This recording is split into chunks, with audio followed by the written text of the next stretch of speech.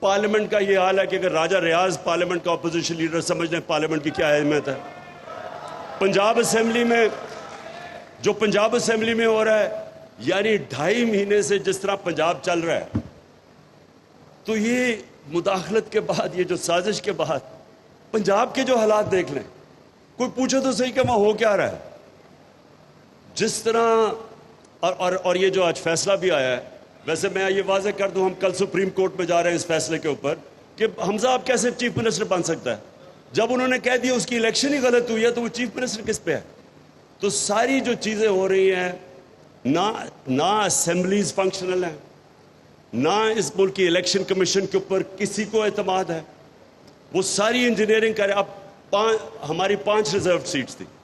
سیدھا قانون تھا کہ جناب جیسے ہی ہماری جو لوٹے گئے تو 5 نئے آنے چاہیے. وہ آئین میں ہے.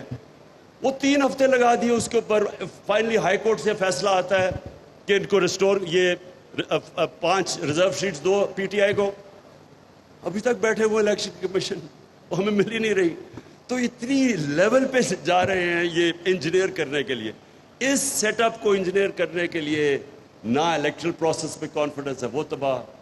پارلیمنٹ میں نے کہہ دیا. پھر جو میڈیا کے اوپر جس طرح کی واردات ہو رہی ہے، یہ بھی انپریسیڈنٹڈ ہے. میڈیا کو دبانے کے لیے، آوازوں کو دبانے کے لیے، یہ کوئی کامیاب نہیں ہوگا. یہ جو بھی یہ کر رہے ہیں، یہ روک ہی نہیں سکتے آج پاکستان جس طرف جا رہا ہے. صرف اور صرف جو بھی کوشش کر رہا ہے اس سیٹ اپ کو مسلط کرنے کے لیے، وہ اپنے آپ کو ڈسکریڈٹ کر رہا ہے، وہ پاکستان کو نقصان پہنچا رہا ہے، وہ اداروں کو ڈسکریڈٹ کر رہا ہے. اور ایک ہی راستہ ہے اس پہ، جو بھی آپ دیکھ لیں، ایک راستہ ہے اس پہ سے کہ فری اینڈ فیئر الیکشنز کروائے جائیں. اور فری اینڈ فیئر الیکشنز کا مطلب